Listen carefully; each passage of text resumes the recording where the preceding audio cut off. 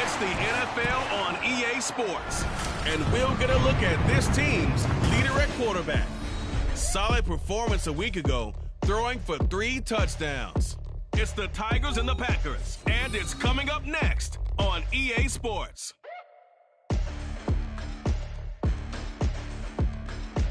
This place first opened way back in 1957. We are inside legendary Lambeau Field here in Green Bay. Today we've got a Week 5 matchup in store here, as it'll be the Tigers of Paris taking on the Green Bay Packers. Along with Charles Davis, I'm Brandon Gaudin. And Charles, we look at this Packer team as we enter play here. They were winners last time out, so they'll be looking, Charles, to make it 2 in a row.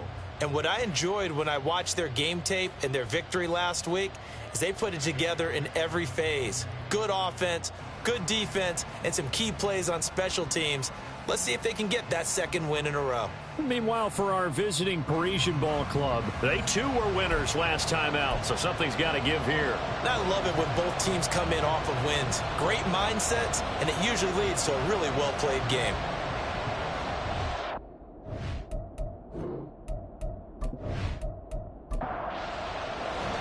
Seems like we were just starting training camp, but here we are in October, and off we go on EA Sports. And we will not get a run back here to start. It's a touchback, and it will come out to the 25. So here comes the Packers offense now onto the field. And they will be led out by their signal caller in his 2nd year in the NFL now. And I thought in last week's game, he found a way to win like a good pitcher without his best stuff. I mean, he did throw 2 interceptions, offset by 1 touchdown pass. Not the ratio, not the numbers you're really looking for as a QB. But finding a way to win, that's all that really matters. Well, the numbers for Reed a week ago. 6 catches, 97 yards, and a touchdown. And he's able to pull that last pass in, but this is usually a pretty tough unit to try and maneuver against. They're in the top 10 in the league against the pass, and you and I both know there's not much difference between 1 and 10. Now the man from UTEP, this is Aaron Jones. He'll be hit down at the 33, 5 yards on the play. Well, this defense very strong in that victory from a week ago. And what I saw on film was a nearly unstoppable pass rush. 5 sacks last week, plenty of hurries given up. So now what do you do on offense? You just match protect, keep everyone in and run the ball, or maybe just 1 or 2 receiver routes in order to try to keep your quarterback upright. Call it a gain of 5 as they move the sticks.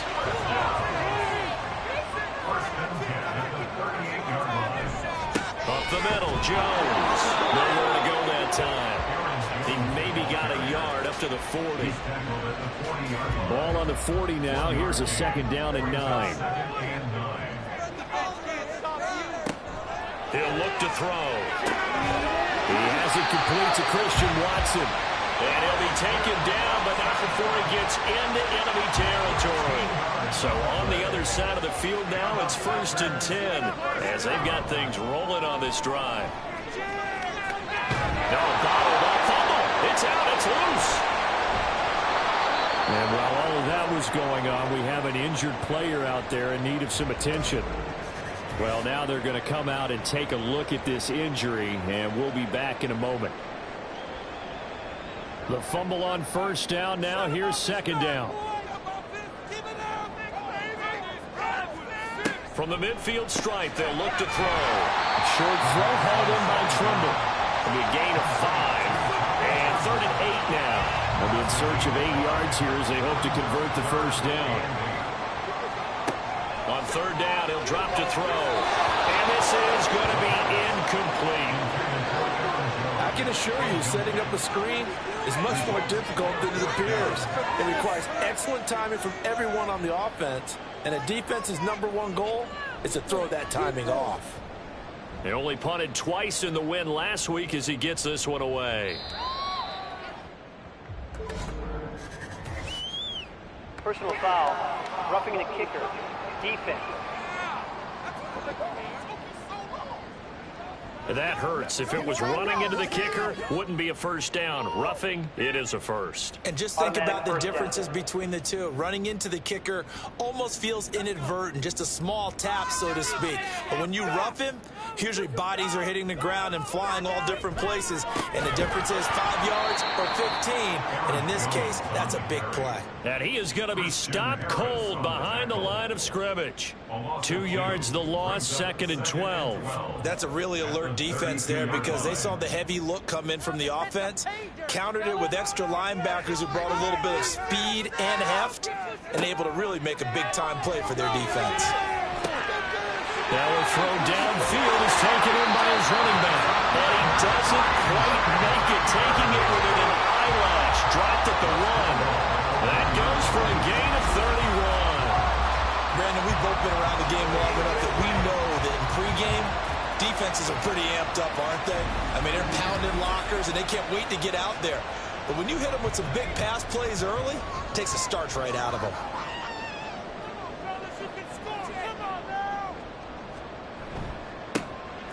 They'll try to run this one in. So a loss of 5, and it'll be 2nd down. That was well played there defensively. 2 tight ends in the formation, which essentially gave them 7 blockers up front.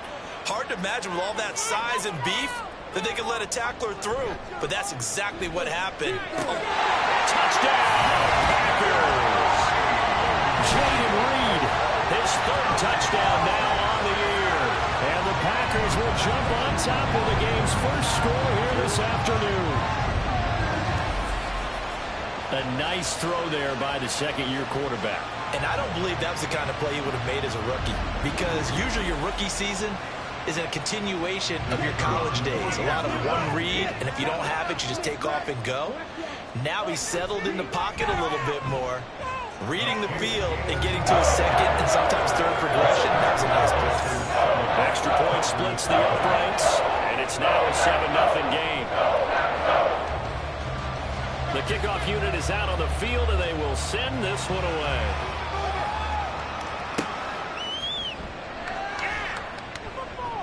Now a hit and a loose football.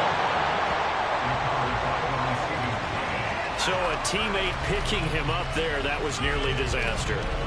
And the way that you coach these things, you want to make sure you have eyes towards the return guy because you want to make sure that the catch is secured. A lot of teams do that. They have at least one guy. Okay, you're responsible for making sure he secures the catch. He's not always the one that makes the recovery, but he can always sound out the alarm. Hey, ball's on the ground. We've got to get it back.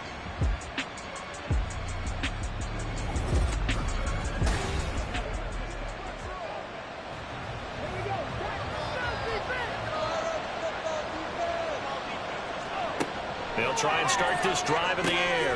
Now they set up the screen. That's complete. And he'll be out right at the 35. Give him 13 yards on the opening play of the drive and also give him a first down.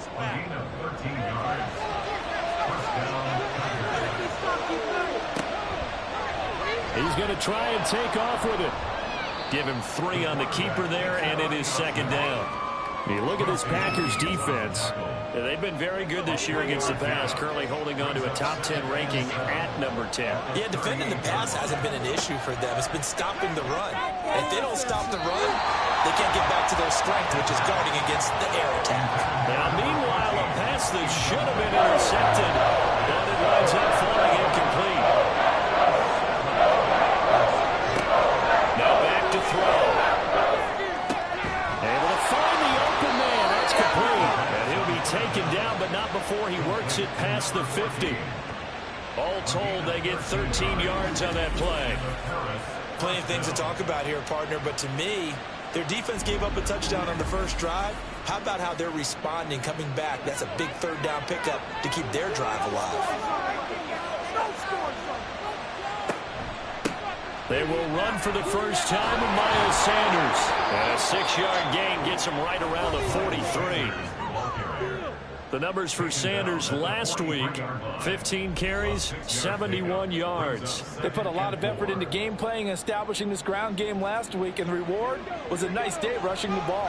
Helped them put a balanced offense out on the field.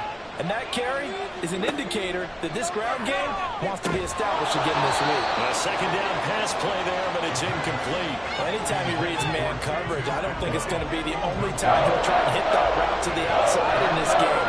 He'll test the perimeter, but that time, they're up to the challenge. Work in the middle of the field, and he's got a man complete. And this is going to result in another first down as the tackle's made at the Packers' 26. A nice pickup of 17 yards.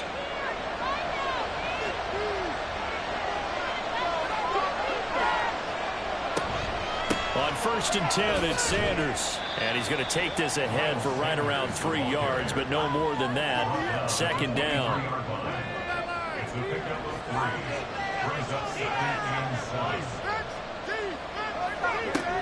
Another run here with Sanders. And able to get about 3 as he's taken down right at the 20. And now it looks like we're going to get a timeout here. We've got a man shaken up. While they come out and take a look at him, we will step aside for just a moment. They'll come up now, 3rd and 3. Here's a play fake as they set up to throw. He's going to get this one out to his fullback. So nothing doing there. And that's going to bring up a 4th down. Excuse my snarkiness here, but isn't the idea of completing a pass supposed to mean you get downfield and gain yards? Especially on 3rd down. Yeah, that one. How about the defense? Figured that one out in a big way. And they completed it all right and lost yardage. So he's been automatic to this point of the season, and he connects on the field goal there. And what a luxury it is to have a kicker you can depend upon, partner, because he hasn't missed all year long. Converts on that one as well. And kudos to you. You didn't jinx it. And he'll elect not to return this one, so they'll bring it out to the 25 on the touchback. The Packers offense here coming back out for their second drive. A long drive last time out for this offense, Charles. If you remember, they started basically in the shadows of their own end zone, marched it down to nowhere to go. Here he lost the football, and the defense will get their hands on it. And he's going to bring the fumble back for a touchdown. Second time he's lost a fumble. This one hurts more. It's returned for 6. He's been under a lot of duress, hasn't he? Pressured, hurried, harassed the whole game. Well, the offensive line not giving him a lot of help. Not a lot of help, but the bottom line, he's got to take care of the football.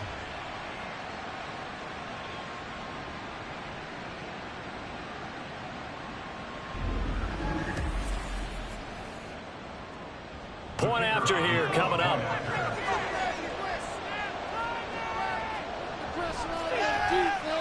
And it's through, and that makes the lead 10-7.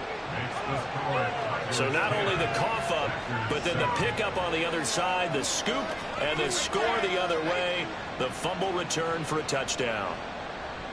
And you can bet they're preaching 2 hands on the ball here as the kick's away following that fumble return. This taken in at the goal line. And he'll get it up past the 20 to about the 22. The Packers ready to take over offensively. And let's just say they're going to be looking to start over on this drive. A few moments ago, they were in the exact situation, but their first play led to a fumble that was returned for 6. Yeah, you definitely have to have a short memory to play in the NFL. You got to remember what you did wrong so you don't repeat it, but you can't dwell on it because then you will repeat it, and that's what you don't want to do. The play-action fake. They'll look to throw. And that one to the right side and incomplete. But you look at this defense. They were very strong in that victory from a week ago. And what I saw on film was nearly an unstoppable pass rush. They had 5 sacks last week, plenty of hurries. So now do you just max protect them? Nowhere to go. Here he lost the football. And while all of that was going on, we have an injured player out there in need of some attention. So as the medical staff takes a look, we'll step aside. On now is the Packers punter, as he's on to punt for the first time this afternoon.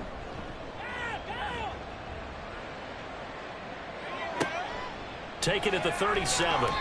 This will be a 41-yard punt, 3 on the return. And they will take over 1st and 10. They're on 41-yard line.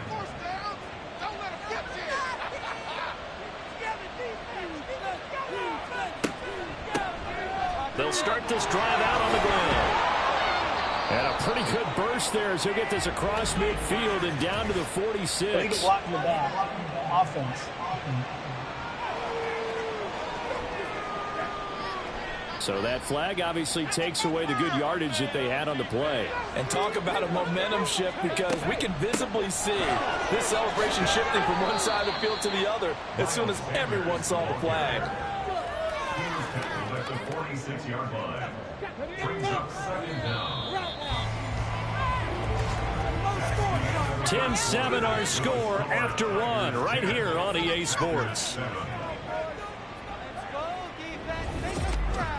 Ready for the second quarter, and it's our visitors with the football. Here's a 2nd and 5 as they've got it as we resume action. 2nd down, back to Sanders.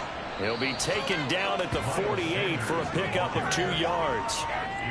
Watching that play unfold and watching him complete it brought back memories of doing all those pursuit drills to make sure you don't over-pursue and let a guy get a cutback land on you. He did that very well. You praised him on tape yesterday for the angles that he takes to the ball. Took a great angle right there. Meanwhile, on 3rd down, they take a shot at the end zone, but it's incomplete. Zone coverage there, and they were playing deep. That makes it obviously a little bit harder to run by guys. And that time, there's not much of a window to get the ball in there, and it winds up incomplete. And this one hits at the 3 and then bounds into the end zone for a touchback. The Packer offense now ready to get back onto the field. These guys definitely hoping for a better showing than their last appearance. They couldn't really even move the football much beyond the shadows of their own goalpost, Charles. We'll see if they can get a better, more sustained drive going here. Yeah, and every team that we ever talk to says the exact same thing. When you start a drive from that deep in your own territory, the goal is a minimum of at least 2 first downs, because even if you have to punt then, you change the field position, right? You flip the field a little bit. They didn't get that done. This time they want to string together a nice drive and help themselves out. Over the middle here, it's hauled in by Watson. So give him 5 yards there on the pitch and catch. And that's going to lead to a 3rd and 12. We'll see what they have drawn up here. A little bit behind the line. 12 yards needed to gain a 1st down. Back to throw here. Setting up the screen here, Aaron Jones. And that's not going to get it done. He'll come up well short of the 1st at about the 21. 3 yards, all they could muster there, and it'll bring up 4th down. On now is the Packers punter, as he'll kick it away for the 2nd time.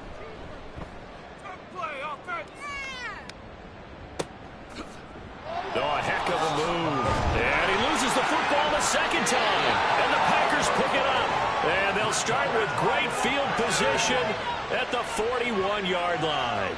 I remember sitting in special teams meetings, and at some point during the meeting, the coach would always say, you better treat this one just like you're playing offense or defense. It's a big part of the game, and we just saw evidence of why right there with that fumble. Yeah, fumble on the punt, and after it was turning up to be a pretty decent return. Yeah, a really nice return. They were going to be set up okay, and the offense would feel good running out to the field. And now the defense has to trot out there and try and slow them down. They'll wind up getting 7 on the play, and it'll be 2nd down. Off the play fake, he'll look to throw. Throwing the out route incomplete. It's Reed. And they'll have it in the red zone before he crosses over out of bounds. 5th catch of the afternoon, and that gives him a 1st down.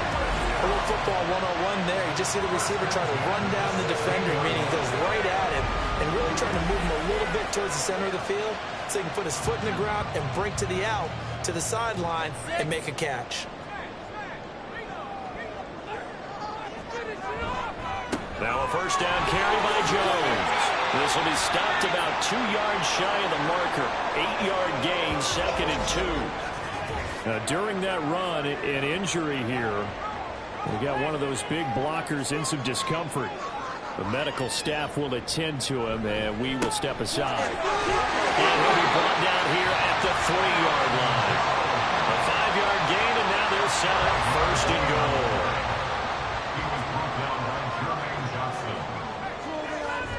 Jones will get down close to the goal line, but not in, as he'll be marked down at the 1. 2nd and goal from the 1.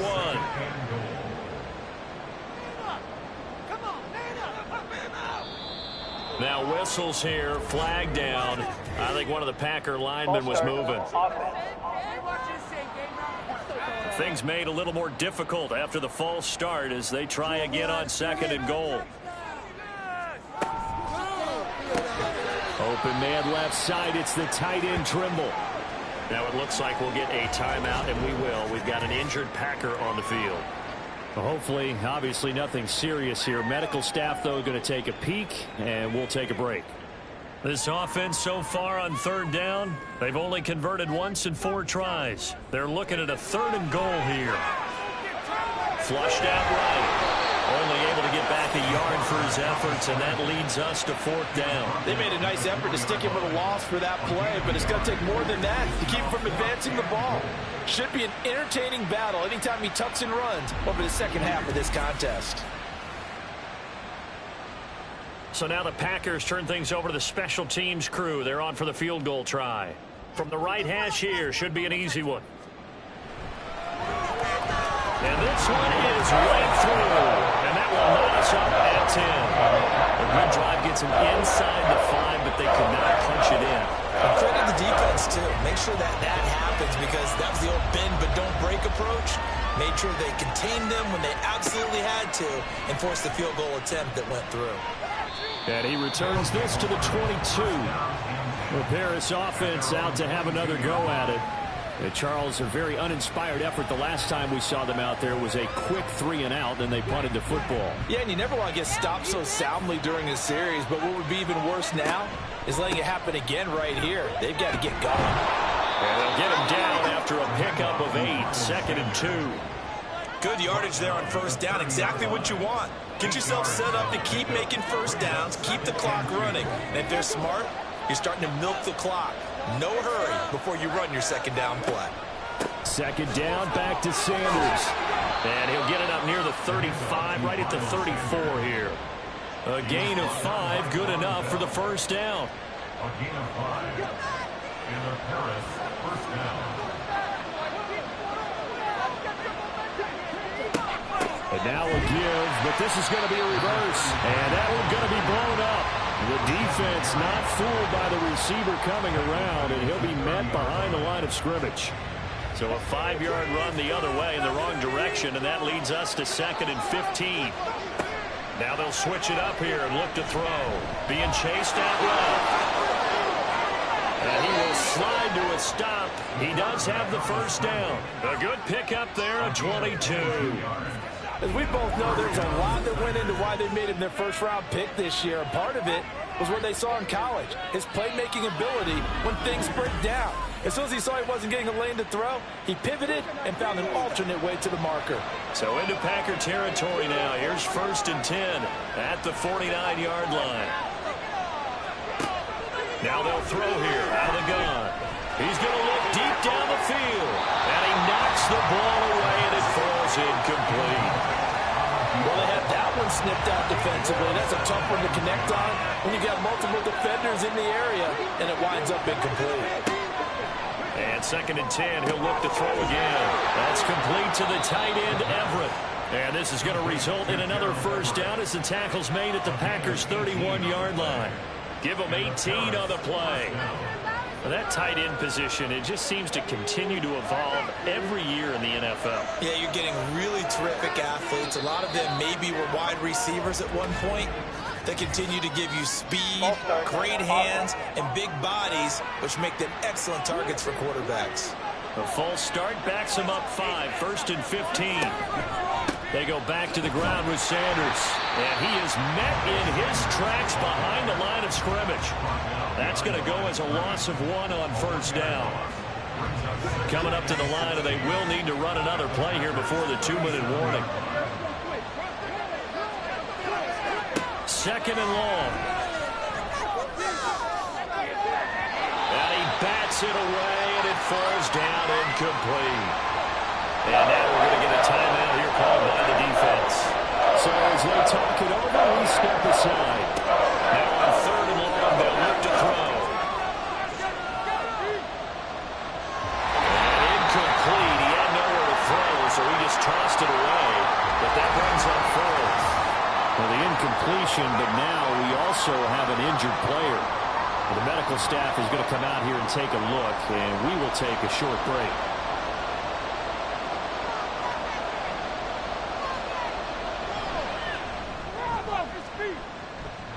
And this is off the left upright, and it comes back. It's no good.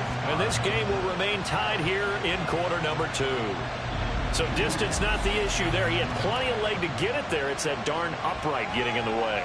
Always gets in the way of a good time, doesn't it? Because he hit it square, too. Sometimes you can bank one in if you get it on the end of the football. No such luck there for him. So good field position for the Packers as they come up 1st and 10 at their own 44. They'll start the drive with a carry by Jones. And he'll take it down shy of the 45 at the 46. The clock rolls as the Packers look to hurry things up. On play action, they'll throw. And he's going to have to eat this one as down he goes. They'll get to the line here, but remember, it's also third down. Back to throw. And it's a fumble. And this is picked up by the defense. And his guys will take over at their own 44-yard line. Well, that's unfortunate because he had a nice run going, but give credit to the defense. They got a hand in the cookie jar there, CD. You have to think about vision, finding a place to get down after you know you've gotten all you can out of a run, and obviously ball security is paramount. In today's football, everyone's coming after the rock. You've got to make sure you protect it and protect the yardage you just gained.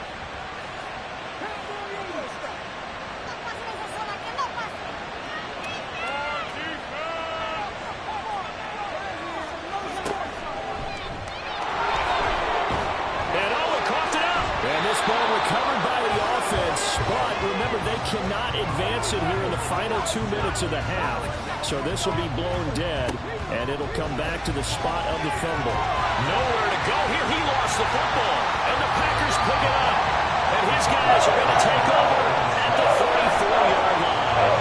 The defense, they were swarming that time, and ultimately got to him before he could get rid of the football and knocked it free. And don't you feel just a little bit of sympathy for him back there, though? So much going on, so much swirling around. He's trying to find someone downfield. He's trying to move around to find an open target. Sometimes you forget the number one thing, take care of the football. The Packers with the football here late in this first half. And now they start in plus territory following that turnover as they'll try to get some points here before halftime. The Packers going to use one of their timeouts as they get the stoppage with a little over 50 seconds to go in the first half. 2nd and 4. That's complete to Wicks.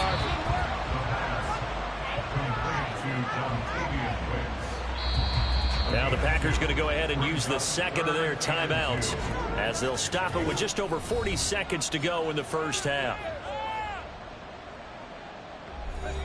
They need 2. Here's third down. He'll look to throw. Got his man. That's Luke Musgrave. And he's going to have the Packers first down by a couple of yards as they're able to get 4 there on 3rd and 2. Again, he'll drop to throw. That's to the tight end, Musgrave. Now the Packers going to burn their 3rd and final timeout as they'll stop it with 13 seconds to play in half number 1.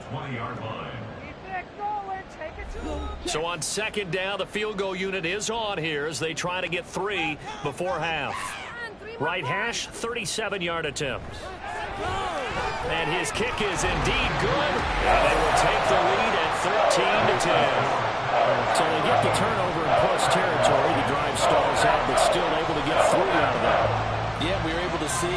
offense and a defense kind of mix and match with each other, didn't we? Both of them trying to make sure that they have the upper hand and the advantage. Offense trying to get to the end zone. Defense, of course, trying to hold them to a field goal attempt. And it wasn't a guaranteed lock 3 from where they started. So, you know, the offense has to be happy to come away with those 3 points. And he'll work this back to right around the line of scrimmage and surrender there. So we're at halftime here at Lambeau with the Packers taking the lead to the break.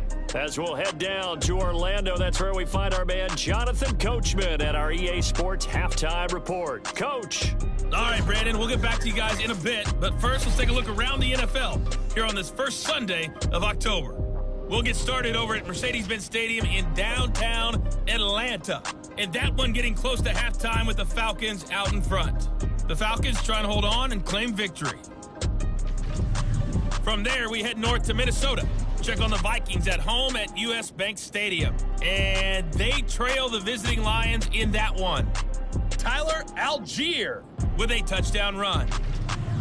Finally, we finish at MetLife Stadium to see what's going on with the Jets. And in that one, it's the visiting Dolphins who are out in front.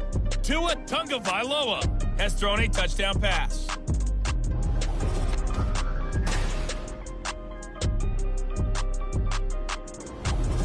Okay, this Coach, one's been as good as advertised. Just a field goal separating these two teams. This is a very level first half, and I'd expect to see more of the same after the break.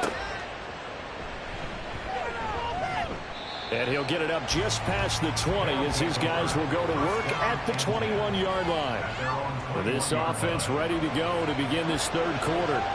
As they begin their second half here, Charles, offensively, you know, not where they want to be, obviously. They're losing in this ball game, but very much within striking distance. We'll see what adjustments they make in the second half.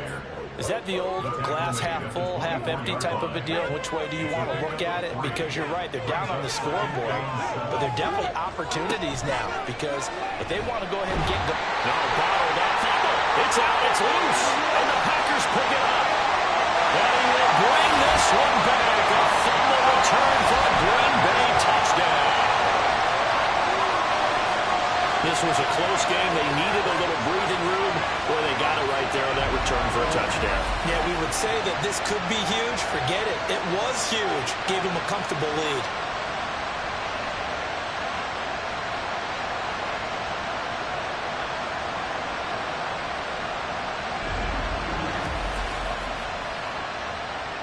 Extra point forthcoming.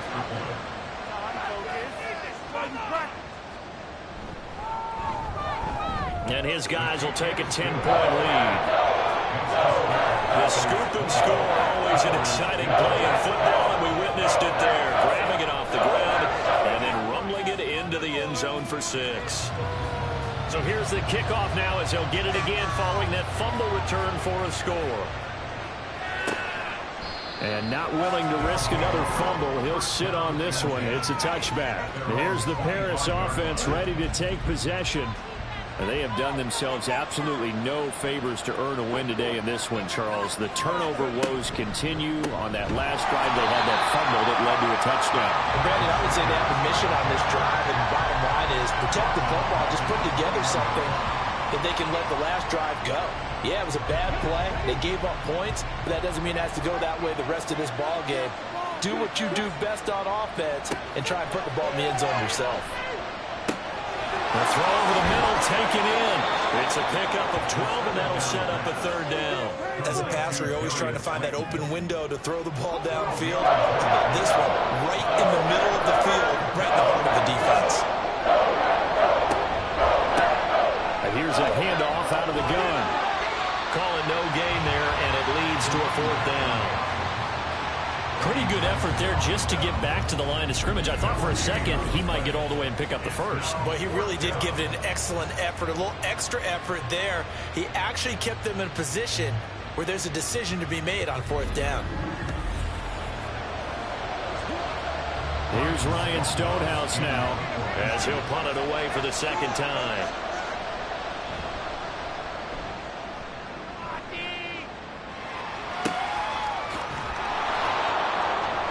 Great coverage there, holds him to a 2-yard return following a 50-yard punt. And it'll be Packer football here, first down and 10. The Green Bay offense ready to take over. And they split the uprights last time for 3. They've got the lead. They're not going to play this conservative. They're not hoping for another field goal. They're hoping for a touchdown. I'm with you on that one. I like where your head is. I like the way you're thinking because you're exactly right. Trying to sit on a lead and play that way, that doesn't work too well for most teams. Run your offense. Run what you do best. Exactly. Put it all the way down and try and increase your lead in a big way. And the best way to do it, touchdowns. Here's Jones again on second down. And he'll find some space up to about the 25. Good work to pick up 7 yards there. That gets him into a 3rd and 1 situation. So they just need 1 yard here to pick up the first down. He finds his man complete. It's Reed.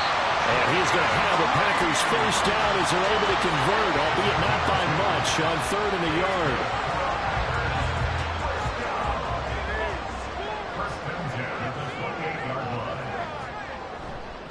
Running right, Jones. And they take him down, losing yardage back at the 27. Officially, it's a 1-yard loss. That's going to bring up 2nd and 11. Brings up 2nd and 11 at the 27-yard line. Again, it's Jones. And he's going to get back to the original line of scrimmage, but that's about it. The second down play, not much better than the first, just a gain of 1 there. Here's 3rd and 10. They're going to look to throw. And that's going to be incomplete. They decided the opportunity was there and launched a deep ball, but he was unable to get away from the defender. Couldn't create space, couldn't uncover at the end of the route, and that one winds up incomplete. Now on 4th down, on is the punt team sending this one away. So a change of possession here on the punt. And it will be 1st and 10 as they take over. Here's the Paris offense ready to take possession. And our game's hit a little bit of a lull here, a little bit of a snag. Punts on back-to-back drives. And old school coaches don't necessarily mind that. Didn't turn it over, right? Didn't create a big play for the other team. Right now what you're looking for is can you gain an advantage in field position? And that's what both teams are seeking right now. Yeah, they'll be seeking to gain that advantage here on this drive. 2nd and 5. Got his man in the crossing pattern. It's Slayton. And he'll be taken down, but not before they work it across midfield. And now it looks like we're going to get a timeout here. We've got a man shaken up. Well, now they're going to come out and take a look at this injury, and we'll be back in a moment.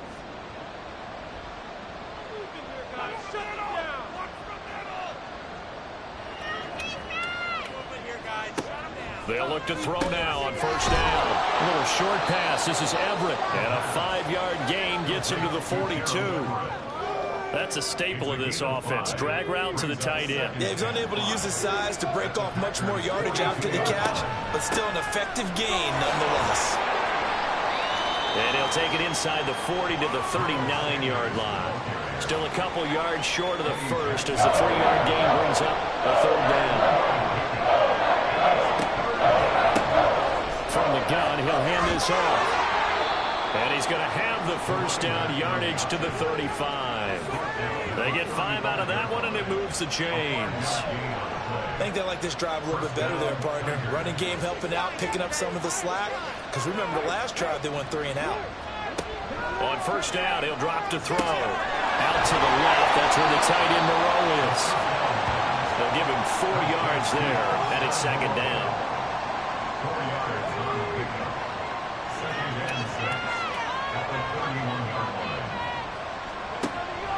They'll look to throw. And a quick throw here, that's complete. And he'll lose yardage. Brought down at the 32. Now they're going to be dealing with a 3rd and 7 as that one officially a loss of 1. So 7 yards from the first down here as they come up to the line of scrimmage. On 3rd down, a drop to throw. It's caught by Sanders. And this is going to result in another first down as the tackle's made at the Packers 16. A sizable 16-yard chunk there. The drive continues. It's taken a while for this offense to get going. A little creaky at the start, but they're oiled up now. A nice throw there, and they're really putting together a good drive.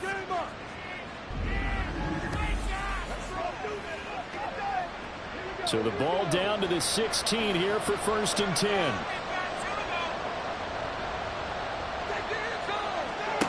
Back to throw again. And he just throws this one away. Smart decision here this close to the end zone, and it brings up 2nd down. Green Bay, Wisconsin is the spot. 3rd quarter inside Lambeau. Glad you're with us. 2nd and 10. That's caught. Touchdown. A 16-yard touchdown. And the Tigers have got it back to within a score. Well, with this rookie QB, we talk a lot about his ball placement and how good he can be at laying it right in there. I think we just saw, Charles, though, the strength of that arm. That was an absolute rifle for the completed touchdown. It absolutely was, and let's face it, you think he was really ready to get that first touchdown? Absolutely. He threw that pass with authority, just as you described. Big-time arm right there, and let's face it, a lot of quarterbacks used to be pitchers in baseball. The fastball was usually their best pitch, and we saw it there. And this will not be brought out. It's a touchback. The Green Bay offense now about ready to take possession here. Their lead down to a field goal now as they start with a 1st and 10. They'll start out on the ground with Jones. And he'll get this up just shy of the 30. They'd love to just strike back with a touchdown right here. And if it's a long play, so be it. But the main goal, get a couple of first downs, run some plays, run some clock, allow their defense to get a chance to catch their breath, settle down, and relax a little bit after they just gave up the score. That one a 1st down pickup of 8.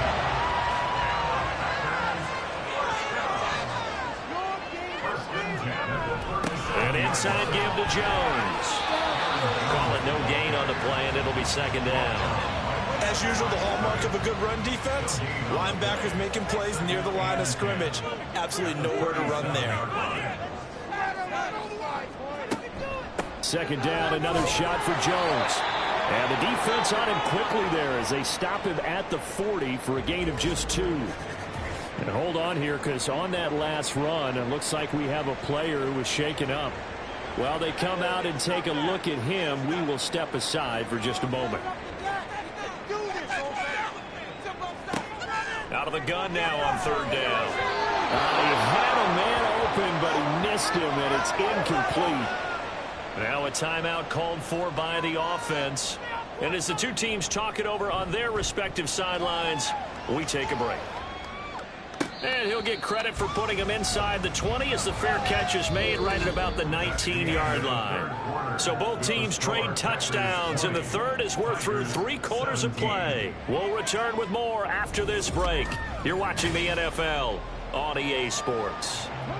The offense back out there at the line, ready for their next drive.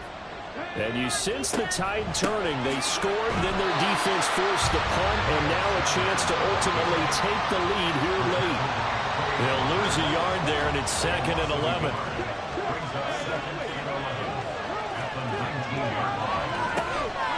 The play-action fake. They'll look to throw. A little short pass. This is Everett, and he'll get this up past the 25 before he's out of bounds. And this offense on 3rd down today, they're at 50%, 4 for 8. This time they face a 3rd and 2. They'll try and pick it up by running the action early. And he's taken down, but able to slip across the 35. Now, during that run, an injury here. We got one of those big blockers in some discomfort. So as the medical staff takes a look, we'll step aside. Line of scrimmage, the 37 on 1st and 10. They'll drop to throw. And his throw's going to be incomplete. Yes, sir. How about an attaboy there on 1st down? Got his hand in and knocked it away. Now a 2nd and 10.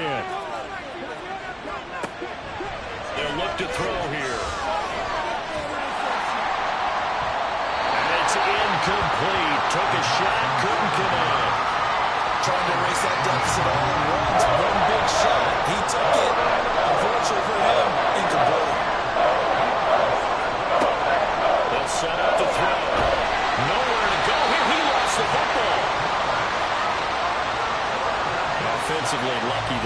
keep the football, but now 4th down, so they'll have to boot it away.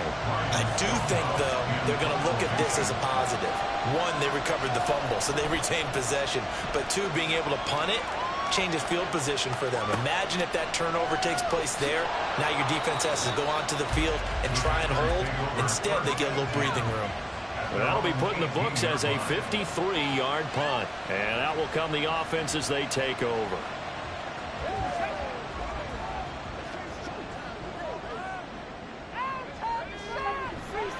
Now a play fake here on 1st down. That is incomplete. I see the surprise in your face there, partner. That is a rare incompletion from him. He's been on point this entire game. He has percentage completion-wise way up. Not that time. On 2nd down, it's Jones. And he'll get this up over the 25 to the 26. 52 yards rushing for him now to this point. They'll come to the line needing only 2 yards to gain the first here. Here's a play fake as they set up to throw. And unable to connect. If he had caught it, it would have been a 1st down. Instead, it's 4th. I wonder, Brandon, I just wonder, you think maybe he was worried about where he was on the field? Was he far enough? Was he close enough to the 1st down sticks? Absolutely. He was right there by him, and I think he was thinking 1st down before he caught that football. Yeah, got to catch it first, because if you don't catch it, there's no chance of picking up a 1st down. A 41-yard punt there with no return.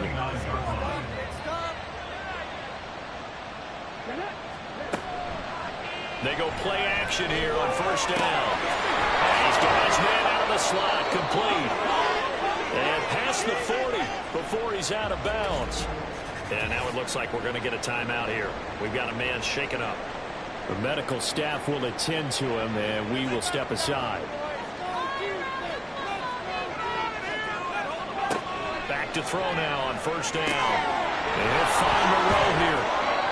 The result, only 4 yards there on the play, and it'll be 2nd down. It's vitally important to wrap him up immediately, because if you let that big guy get a head of steam up, boy, then you've got real trouble trying to get him down. But they're able to hold him to a short gain on 1st down. Oh, an absolutely filthy juke. He's got some space now. And they'll get him down as he's inside the 40. 15 yards on the play, 1st down. Seemed like a couple sets of eyes were on the quarterback, so he decided, hey, I'm going to hand this off. Got a good gain out of it. And you know you need good blocking up front in order to gain yardage, but every one of these RPOs, if you do it right and they look the same, whether it's handed off inside or the quarterback keeps it, that allows you to fool the defense so often. And in this case, fooled them with the inside run. Oh, no, he lost the football. And the Packers pick it up. The big man, get the oxygen tank ready. And he will bring this one back. A fumble return for a Green Bay touchdown. Now the extra point try forthcoming. And his guys will take a 10-point lead. So not only the cough up, but then the pickup on the other side, the scoop, and the score the other way. The fumble return for a touchdown. And you can bet they're preaching 2 hands on the ball here as the kick's away following that fumble return. From a yard or 2 deep, here comes a return. And no chance to get away as they'll get him down at about the 17-yard line. The Paris offense out to have another go at it. Their defense was able to force the punt. That's the good news. But this is still a 2-score game, and they need points on this drive and in a relatively quick manner. Here's a quick throw left side to start things out. They'll wind up getting just a yard, and it's 2nd down.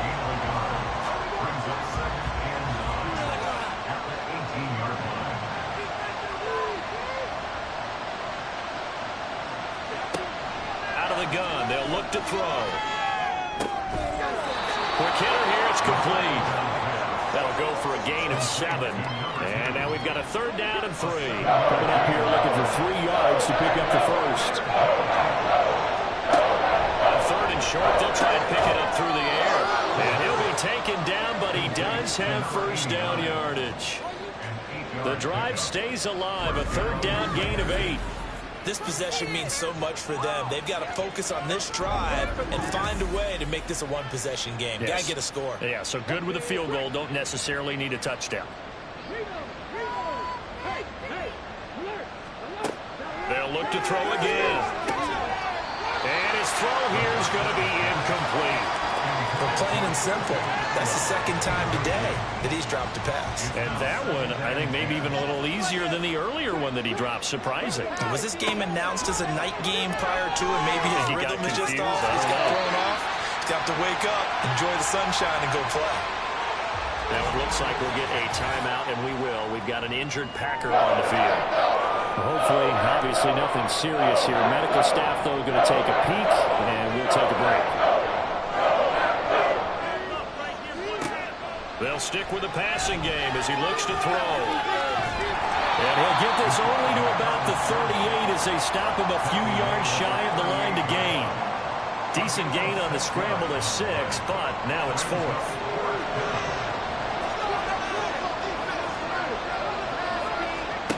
As expected, they're going for it to keep the drive alive. He's got the first down and more than that. And all the way up to the 46. The time to pull out the stops is now, and they convert there on 4th down. Now on 1st down, he'll drop to throw it. And this will be incomplete. Physical play on the football there, and it's 2nd down.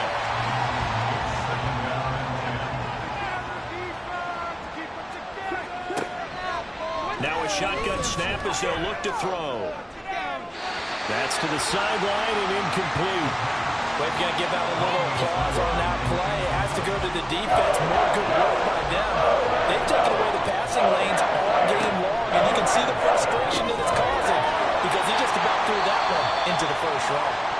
And he is stopped just short on 3rd down. Got 9 yards, but needed 10.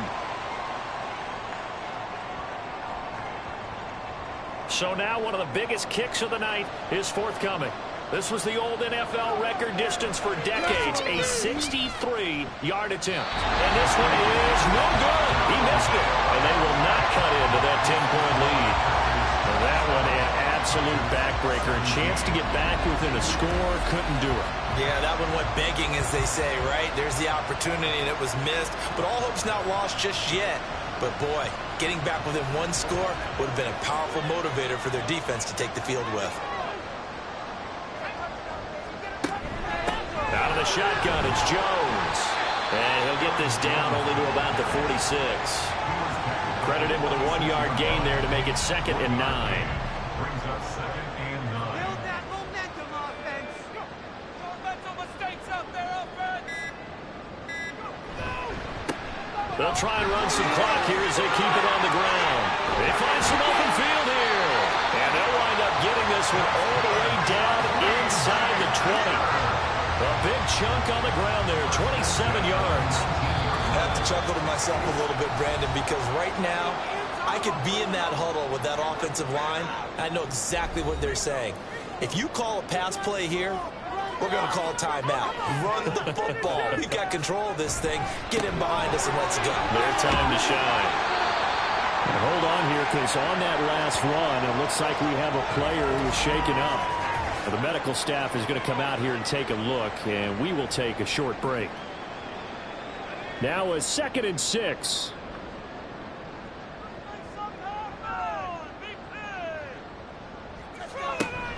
He's going to get it again. Just looking to get forward and protect the ball.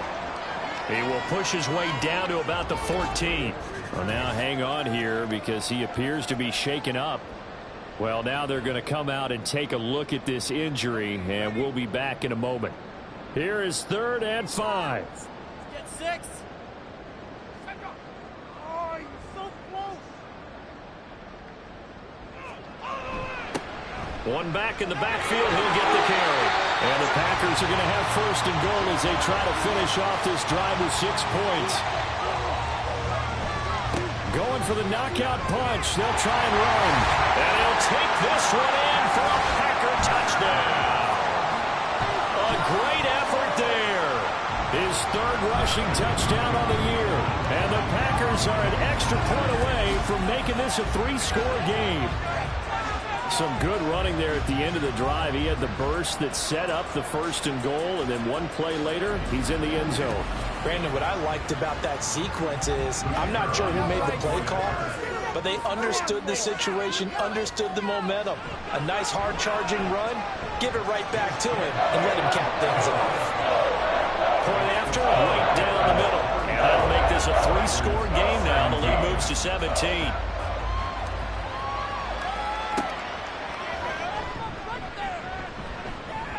And his guys will get the football right at the 20-yard line. The Paris offense out to have another go at it. Where we stand right now in the 4th quarter, this one pretty much out of reach. And, Charles, I know they're going to be disappointed about several things with this ball game, but the self-inflicted wounds, they've had several turnovers. You would have to think that's going to be something they're going to discuss heavily in the film session in the coming days. You're absolutely right about that, partner, because they're going to have to sit in that film room and watch every error that they made and figure out how to not do it in the future. And mentally, I think a lot of the guys are already starting to think about, okay, how do we put this behind us and get better for the next time out? This, they'll use as motivation for the rest of the time that they play to hopefully never be in this type of situation again. It's a gain of 17 yards. First down, Tigers. And the ball is knocked out, and the Packers pick it up. Loose inside the 30. Inside the 10, and that should just about do it. They return it to the end zone, sealing it with a defensive touchdown. This has just really been a solid second half from them, CD, as they add another touchdown to the lead, and they start to pull away in what was once a close ball game. Yeah, they actually put the Jets on in this one, didn't they? Put a little cherry on top with that touchdown. Now we just got to play out this final minute, and they'll get a chance to celebrate a very hard-earned victory. No going for 2. They'll kick the point after.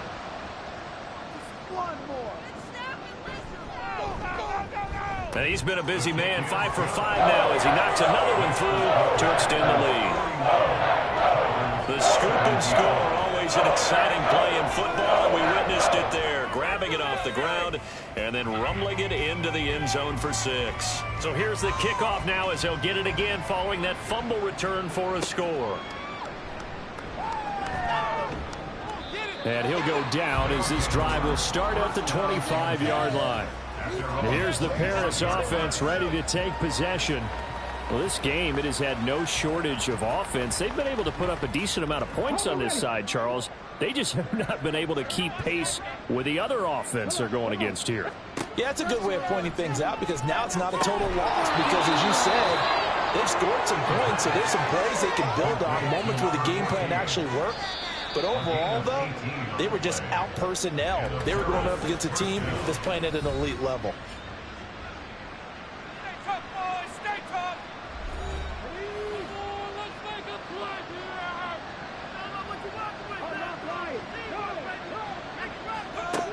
here. They'll look to throw here on first down. That's caught. It's Tutu Atwell. And they get 17 more on that one and another first down. It's a gain of 17 yards. First down, Tigers. Off the play fake, he'll look to throw. Right back to Atwell. That's complete. And brought down, but not before they're inside the 25. A gain of 16 yards. And the Paris first down.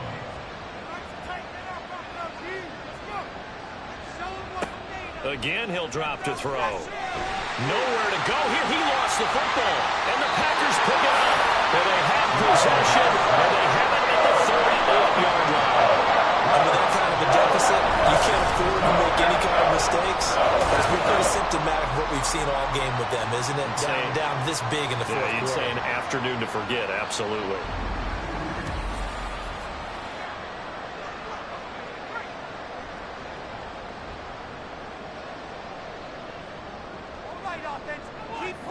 The D can only stop it one more time as they take the knee.